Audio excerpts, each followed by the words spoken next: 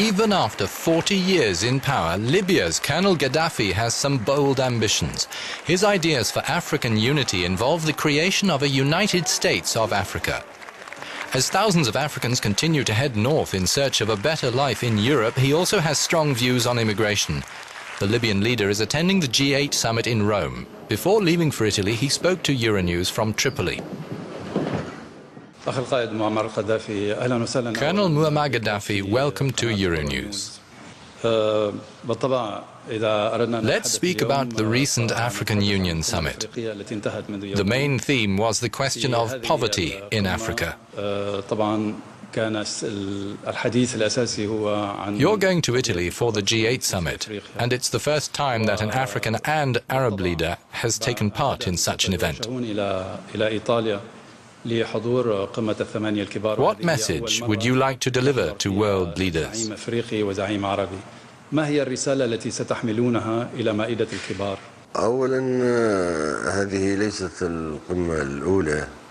Firstly, this summit is not the first. There have been others too that have attempted to mark Africa's presence.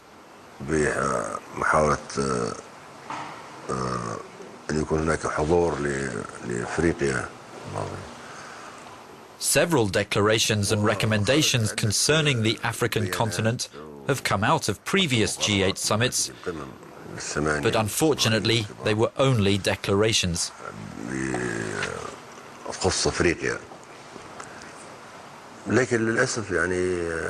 Personally, I don't expect this summit to be any different from previous ones. I hope it will be, but I don't believe it.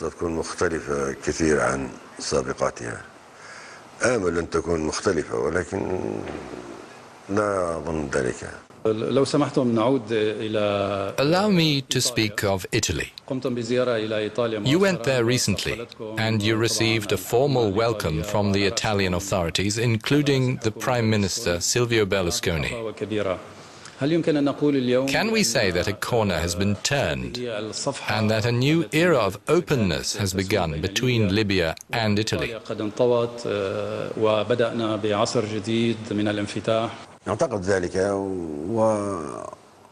Yes, I think so. And it's in both Italy and Libya's interests, as well as those of the Mediterranean basin, Europe, Africa, world peace and cooperation between states. We need to move on from this terrible past to open a new era of cooperation and friendship, to be able to apologize for what happened and compensate people who suffered from the colonial era. And that's what's happened. There've been apologies and compensation has been agreed upon. We can't do better than that.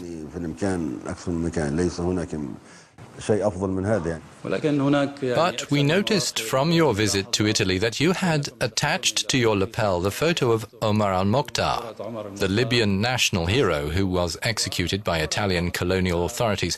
That gesture was perceived as provocative. What did you mean by such a move?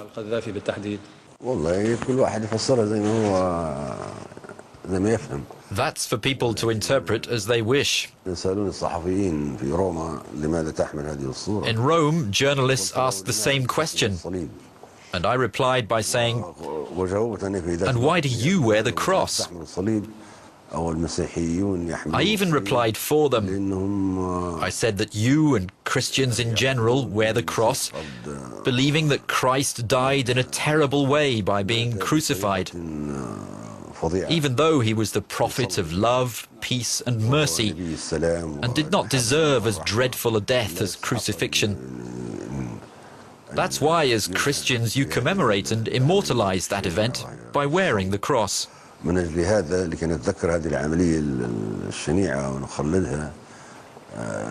said to the journalist who asked me the question, we think that Omar al-Mokhtar was killed terribly. He was executed by being hanged. He wasn't even shot, even though he fought for freedom, for the dignity of his country, for its independence in the face of a barbaric foreign invasion. That's why he merits our bearing his photo in the same way that you do the cross. وعشان كده يستحقوا أيضا أن نعلق صورته كما تعلقون الصليب. There's a problem that concerns not only Italy but Europe generally, and that's illegal immigration. Under an agreement, illegal immigrants should be repatriated to Libya. Only yesterday, Libya found itself taking back around 90 immigrants who'd arrived off the Italian coast. What do you do with those immigrants? Do you grant them asylum, or what exactly happens to them?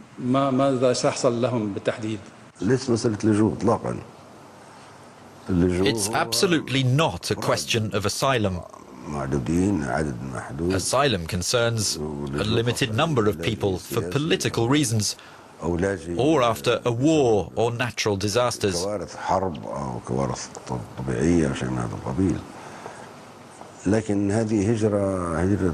we're faced with successive waves of immigration towards Europe because of the poverty which reigns in Africa.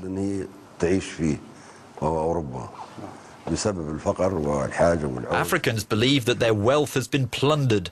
That's why they chase after riches. When they work in Europe, they think it's their right to do so, because Europe lives very well off African resources. Colonel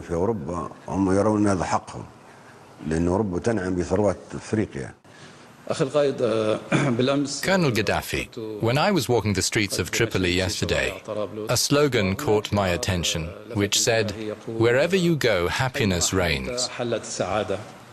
Do you really think that 40 years after the revolution, the Libyan people are happy?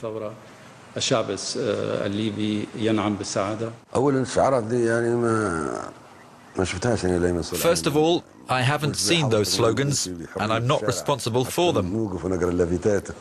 Unlike you, I can't wander the streets freely taking time to read slogans.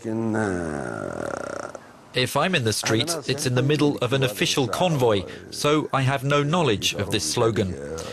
But if that's the case, the people who thought up that slogan acted with good intentions.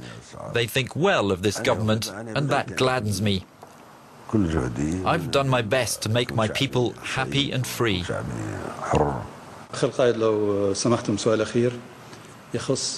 One last question.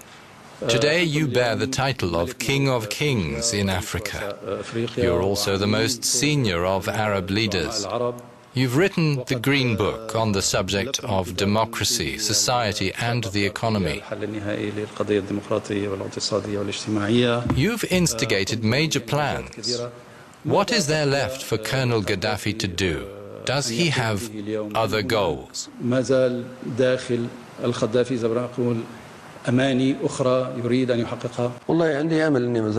truth, I hope that Arab unity will come about one way or another, especially as Arabs have been divided. In a world built around alliances and superpowers, they're reduced to simple pieces of paper, like feathers carried off by the wind. Perhaps Arabs are now ready for some Arab unity. I'll go even further. I hope to see the birth of an Arab-African Union.